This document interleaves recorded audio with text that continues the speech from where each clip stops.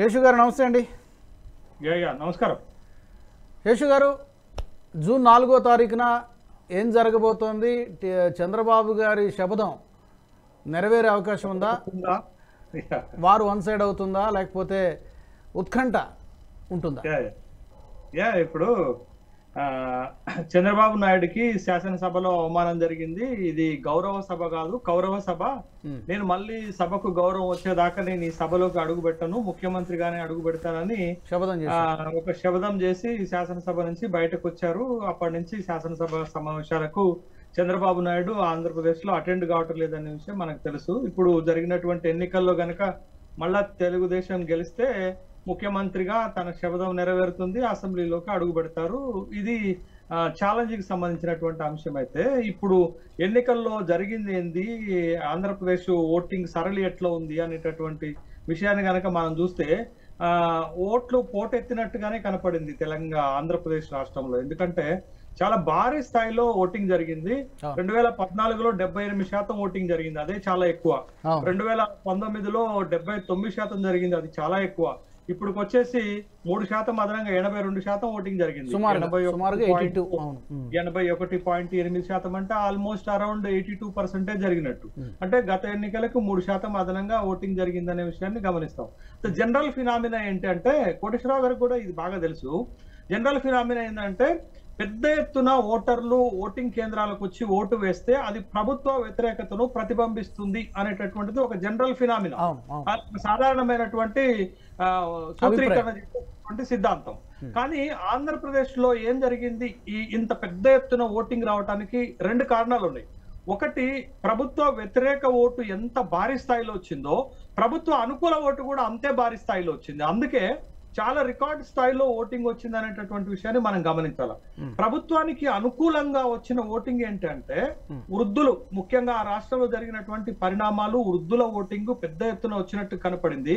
మహిళల ఓటింగ్, లబ్ధిదారులు మహిళలు ఎక్కువగా ఉన్నారు, మహిళల ఓటింగ్ వచ్చినట్టు కనపడింది. మూడోది ఏంటంటే గ్రామీణ ప్రాంతాల నుంచి పట్టణ ప్రాంతాలతో పోలిస్తే పెద్ద ఎత్తున ఓటింగ్ వచ్చినట్లు మనకు కనపడింది. మనకి మీకు విశాఖపట్నంలో వచ్చినటువంటి ఓటింగ్ అరౌండ్ 60% ఉంది. కానీ మిగతా నియోజకవర్గాలలో, మిగతా జిల్లాల్లో వచ్చినటువంటి ఓటింగ్ 70%, 80%కి రీచ్ అయినట్లుగా మనకు కనపడింది. కాబట్టి గ్రామీణ ప్రాంతాల ఓటింగ్, మహిళల ఓటింగ్, వృద్ధుల ఓటింగ్, మైనారిటీల ఓటింగ్, ఈ సెక్షన్ ఎస్సీ ఎస్టీ ఓటింగ్ కూడా ఒక పక్కకి ఒరిగినట్లుగా మనకి కనపడుతుంది. తర్వాత అంటే ఎవరికైతే నేరుగా ఈ లబ్ధి పొందారో వాళ్ళు డెఫినెట్ గా అది గుర్తుంచుకునే అవకాశం ఉందనేది డిబిటీ లబ్ధిదారులు పెద్ద ఎత్తున ఒక పక్క ఓటింగ్ వస్తే ప్రభుత్వ వ్యతిరేక ఓటు కూడా అంతే తీవ్ర స్థాయిలో ఓటింగ్ వచ్చినట్టుగా కనపడింది. కాబట్టి ఈ స్థాయిలో ఓటింగ్ వచ్చింది. అందుకే ఫైట్, 2 కూటమికి వైఎస్ఆర్సీపీకి మధ్య neck to neck fight, tough fight జరిగినట్లుగా మనకు కనపడుతుంది. కొన్ని ఏరియాల్లో వైఎస్ఆర్సీపీకి లీడ్ గా ఉంటే, కొన్ని ఏరియాల్లో కూటమికి లీడ్ గా ఉన్నటువంటి అంశం చాలా స్పష్టంగా మనకి కనపడుతుంది. అందుకే ఫలితాన్ని అంచనా వేయడంలో 2 పార్టీలు కూడా స్పష్టత రాలేకపోతున్నాయి, స్పష్టంగా చెప్పలేకపోతున్నాయి. మేమే గెలుస్తామనేటటువంటి ఒక కాన్ఫిడెంటల్ స్టేట్మెంట్ ఇవ్వటంలో 2 పార్టీలు వెనక అడుగేస్తున్నాయంటే 2 పార్టీల మధ్య తీవ్రమైనటువంటి పోటీ జరిగినట్లుగా మనకి చాలా స్పష్టంగా కనపడుతుంది. ఇంకొక మంచి ఎగ్జాంపుల్ చెప్తానండి నేను. దర్శి లాంటి నియోజకవర్గంలో 90% ఓటింగ్ జరిగిందండి. పిఠాపురంలో 86% ఓటింగ్ జరిగింది. సంథింగ్ అది పెద్ద లెక్కలో, కానీ పిఠాపురంలో 86% ఓటింగ్ జరిగితే దర్శిలో 90% ఓటింగ్ జరిగింది. 90% ఓటింగ్ జరుగుతున్న దగ్గర వైఎస్ఆర్ కాంగ్రెస్ పార్టీ గెలిచే అవకాశాలు కనపడుతున్నాయి. 86% ఓటింగ్ జరిగిన పిఠాపురంలో కూటమి గెలిచేటటువంటి అవకాశాలు కనపడుతున్నాయి. కాబట్టి ఫినామినా ఆంధ్రప్రదేశ్ ఎన్నికలకి షూట్ అవ్వట్లే. ఏది పెద్ద ఎత్తున ఓటింగ్ వస్తే అది ప్రభుత్వ వ్యతిరేక ఓటుగా ట్రీట్ చేసేటటువంటి ఫినామినా ఇక్కడ షూట్ అవ్వట్లేదు. కాబట్టి ఫలితం పైన స్పష్టత రాలేకపోతుంది. రాయలసీమ ఏరియా ఉందనుకోండి, వైఎస్ఆర్ కాంగ్రెస్ పార్టీకి అనుకూలంగా ఓటింగ్ పడినట్టుగా కనపడుతుంది. కోస్తా జిల్లాలు ఉన్నాయనుకోండి, ఉభయ గోదావరి జిల్లాలలో కూటమికి అనుకూలమైనటువంటి ఓటింగ్ పడ్డట్టుగా కనపడుతుంది. మీకు ఉత్తరాంధ్రకు వచ్చేసరికి 50-50 ఓటింగ్ పడ్డట్టుగా కనపడుతుంది. అంటే ఒక దగ్గర కూటమికి అనుకూలమైన ఓటింగ్, ఇంకొక దగ్గర కొన్ని సందర్భాలు అయితే చాలా స్పష్టంగా కనపడుతున్నాయి. ఏంటి అంటే బీబీటీ ద్వారా లబ్ధి పొందినటువంటి లక్షలాది మంది లబ్ధిదారులు, ముఖ్యంగా ఓటింగ్ కు వచ్చినటువంటి సెక్షన్ వైఎస్ఆర్ కాంగ్రెస్ పార్టీకి కొంత అనుకూలంగా ఓటు వేసినట్లుగానే కనపడుతుంది మనకి. అయితే ఇంకొకటి చాలా తీవ్రంగా కనపడేటటువంటి విషయం ఏంటంటే ఎన్నికల తర్వాత జరిగినటువంటి పరిణామాలు మీరు అబ్జర్వ్ చేయండి. 2019 తర్వాత కూడా తాడిపత్రిలో అల్లర్లు జరిగాయి, 2019 తర్వాత కూడా పల్నాడులో అల్లర్లు జరిగాయి, 2019 తర్వాత కూడా కొన్ని ఏది మన చంద్రగిరి ఏరియాలో అల్లర్లు జరిగాయి. ఈసారి కూడా ఆ 3 ప్రదేశాల్లో అల్లర్లు జరిగాయి. మీకు చంద్రగిరిలో పులివర్తి నానికి మన చెవిరెడ్డి భాస్కర్ రెడ్డికి పోయినసారి అల్లర్లు జరిగాయి, ఇప్పుడు అల్లర్లు జరుగుతున్నాయి.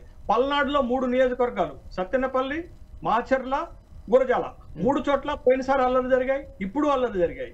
ఇక్కడికి వచ్చేసి తాడిపత్రిలో పోయినసారి అల్లర్లు జరిగాయి, ఇప్పుడు అల్లర్లు జరిగాయి.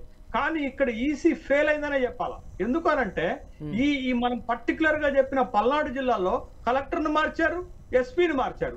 కొత్తగా వచ్చినటువంటి వాళ్ళు ఏవి సమస్యాత్మకమైనటువంటి ప్రాంతాలు గుర్తించడంలో ఫెయిల్ అయ్యారు, ముందస్తు చర్యలు చేపట్టడంలో ఫెయిల్ అయ్యారు. కాబట్టి ఇవాళ ఆంధ్రప్రదేశ్ లో పాపం అమాయకమైనటువంటి ప్రజలు బాధితులయ్యారండి. ఇవాళ పార్టీల మధ్య, ప్రభుత్వాల మధ్య, పోలీసుల మధ్య ఇవాళ బలవుతున్నది ఏంటంటే ఆంధ్రప్రదేశ్ లో పాపం అమాయకమైనటువంటి ప్రజలు ఒకళ్ళపైన ఒకళ్ళు ఆస్తులు తగలబెట్టుకుంటున్నారండి. చాలా తీవ్రమైనటువంటి విషయం. ఇప్పటికైనా ఈసీ జోక్యం చేసుకొని చీఫ్ ఎలక్షన్ కమిషనర్ పిలిచినట్టుగా కనపడుతుంది, డీజీపీని పిలిచినట్టుగా కనపడుతుంది, తర్వాత సిఎస్ ని కూడా పిలిచి వివరణ కోరుతున్నట్లుగా కనపడుతుంది. వివరణ కాదు, తక్షణమైన చర్యలు తీసుకోవాలి. అక్కడ జరుగుతున్నటువంటి అల్లర్ని తక్షణం ఆపకపోతే మిగతా ప్రదేశాలకి అది విస్తరించి చాలా ప్రమాదకరంగా పేదలే బతుకుతారండి. వీటిలలో మీరు ఎప్పుడు జరిగినా బలయ్యేది పేదలే. పార్టీలు మంచిగానే ఉంటాయి, నాయకులు మంచిగానే ఉంటారు, గెలిచే ఎమ్మెల్యేలు బాగానే ఉంటారు, ఎంపీలు బాగానే ఉంటారు. బలయ్యేది పేద ప్రజలే బలవుతారు. ఓకే శేషు గారు, ఈ వీడియో మీకు నచ్చినట్టయితే లైక్ చేయండి, 10 మందికి షేర్ చేయండి. అలాగే కామెంట్ల రూపంలో మీ అభిప్రాయాలను మాతో పంచుకోండి. Nationalist hub group of channels ను సబ్స్క్రైబ్ చేసుకుని తెలుగునాట జాతీయవాద జర్నలిజాన్ని ప్రోత్సహించండి. ఈ వీడియో కింద ఉన్న బెల్ ఐకాన్ పై క్లిక్ చేయడం మర్చిపోవద్దు.